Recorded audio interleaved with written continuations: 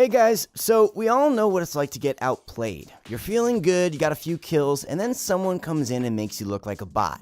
The entire fight, you're one step behind, and you can't match their pace.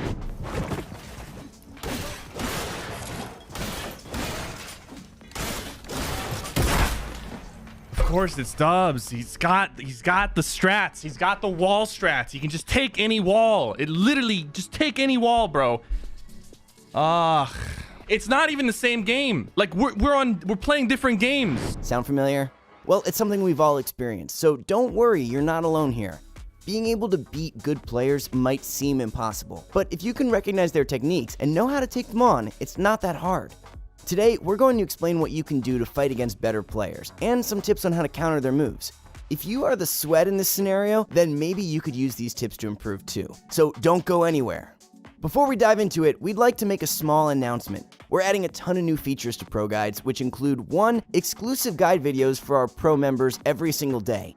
2. Pro Pass now grants access to all games, such as League of Legends, Smash Brothers, CSGO, and Overwatch. More free coaching passes and points for InstaPro if you're a Pro member. So head on over to Pro Guides by clicking the link in the description below.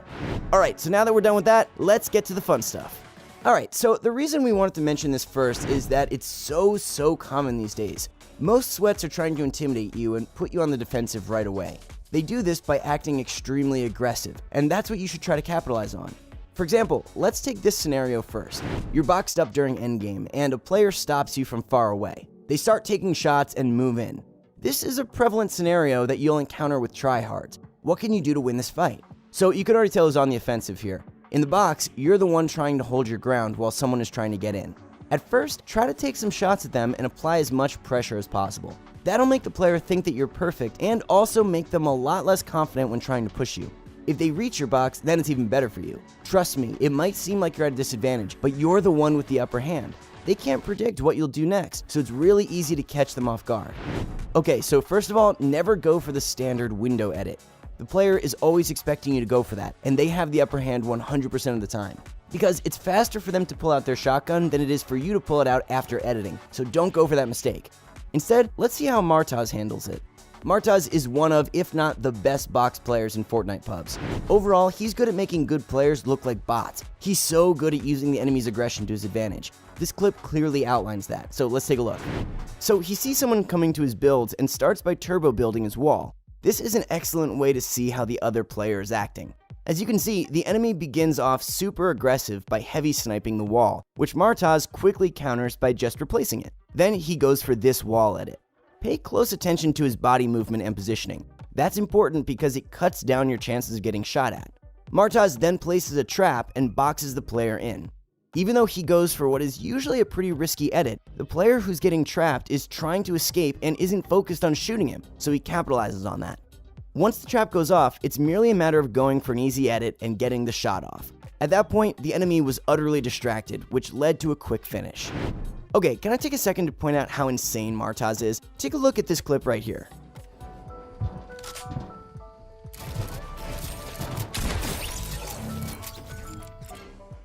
Now that's what I like to call 200 IQ. That was such a creative play. That opponent probably thought he was playing it so well, then gets hit with the bait. The critical thing to note here is how Martaz switched up the entire tempo of that engagement. While he started on defense by boxing his opponent in and going for something a bit risky, he was put on the offensive, which makes it a lot easier to kill the opponent.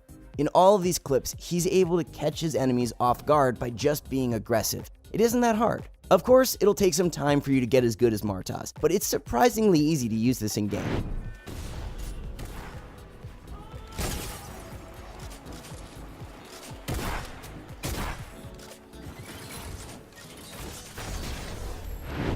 Now, here's something that you can't do in fights. Spend too much time healing. If you're always trying to get a big pot off, the enemy will keep pressuring you. Instead, stay aggressive because it's worth the risk.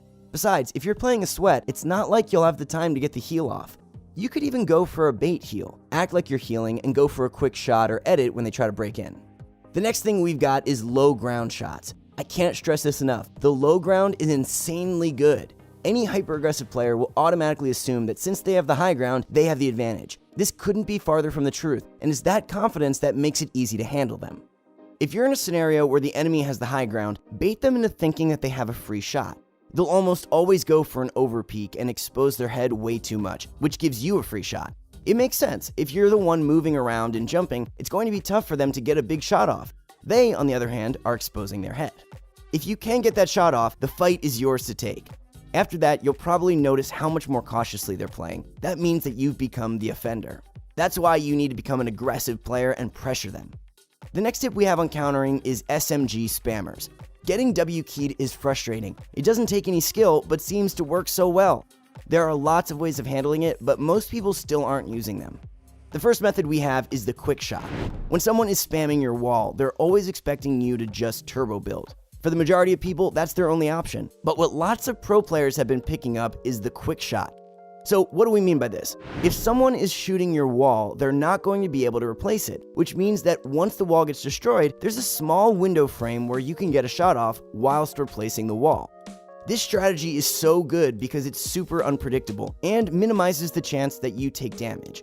The damage you give by a shotgun shot to the head is way greater than the SMG, AR, or pickaxe that they could possibly get in while you go for it, so you'll always be the winner of the trade. Even though you might have known about this for a while, it's still not very common in this game, so start using it.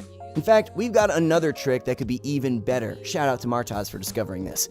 Instead of trying to use your shotgun, preemptively fire back with an AR, SMG, or something that can destroy builds and do lots of headshot damage.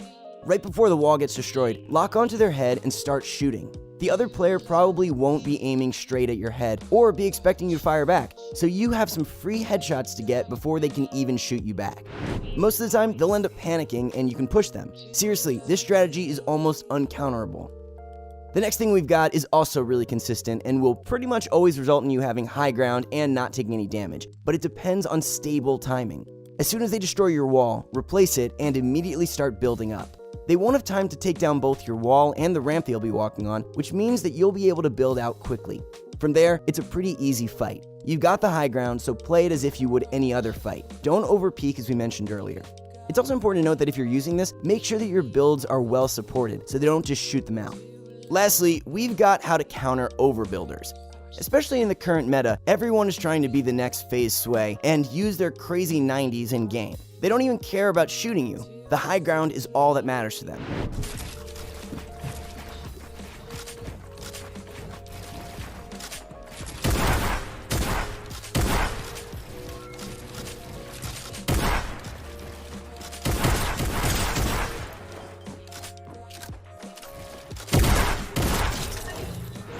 Don't waste your time building up higher and higher because trust me, they'll always have the high ground. Instead, try dropping down and breaking it. They probably won't realize it and you'll get the easiest kill ever. If you can do it quietly and discreetly, they probably won't hear you, and so what if they do? Then they'll have to spend their materials trying to get down, which allows you to build up and take away high ground, which is the only thing that they know how to play on. While this strategy does work well in solos, it works even better in duos. Just tell your partner to get into a build fight with that player, and while they're building, break it down.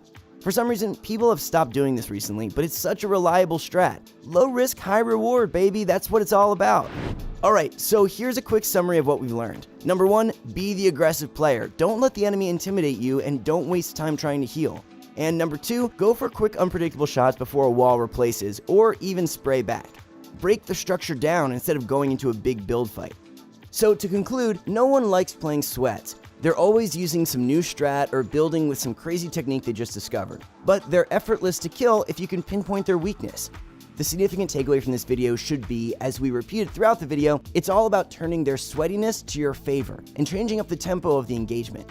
If you can do that, then you're guaranteed to win any fight that you encounter. The most important thing to do is not to panic. That's what they want. They're trying to get in your head and prey on you making bad decisions. But if you think it out, they lose that ability.